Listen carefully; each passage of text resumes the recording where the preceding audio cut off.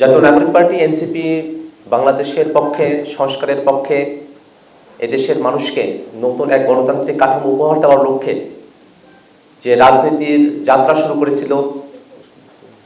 সেই রাজনীতিতে বাংলাদেশের আপামর জনতা তারা তাদের আস্থা খুঁজে পেয়েছেন। আমরা জাতীয় নাগরিক পার্টি এনসিপির পক্ষ থেকে আমরা মনোনয়নপত্র বিতরণের কাজ আমরা সম্পূর্ণ করেছি। প্রাথমিক যাচাই বাছাই শেষে আজকে প্রথম ধাপে আগামী ত্রয়োদশ জাতীয় সংসদ নির্বাচনে জাতীয় নাগরিক পার্টি এনসিপির যারা প্রাথমিক মনোনয়ন প্রাপ্ত আছেন তাদের তালিকা আমরা আজকে প্রকাশ করব। এই তালিকায় যেমন শিক্ষাবিদ আছেন,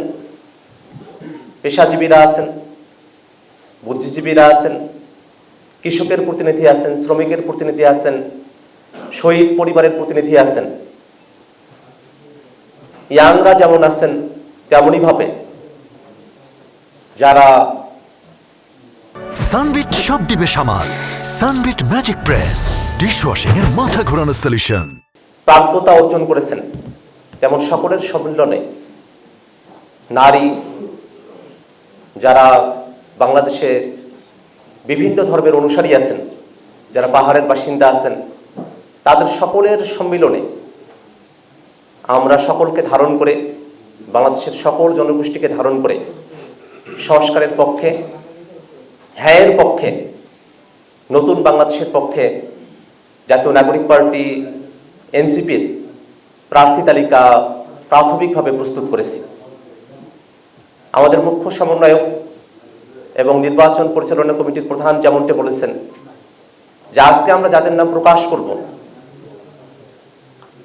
তাদের ব্যাপারে যদি জনগণের পক্ষ থেকে, আপামর জনতার পক্ষ থেকে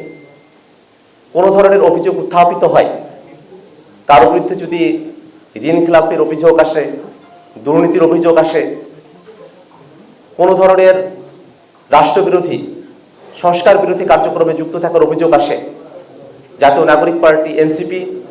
যাচাই বাছাই করে তাদের সেই প্রাথমিক মনোনয়ন বাতিল করার সিদ্ধান্ত গ্রহণ করবে। আমরা আজকে যাদের নাম ঘোষণা করছি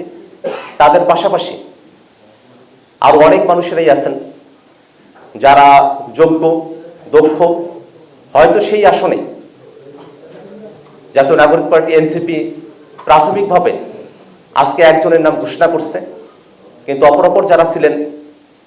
তাদের সকলের জাতীয় নাগরিক পার্টি এবং বাংলাদেশের প্রতি যে ডেডিকেশন, তার প্রতি আমরা গভীর শ্রদ্ধা জানাই।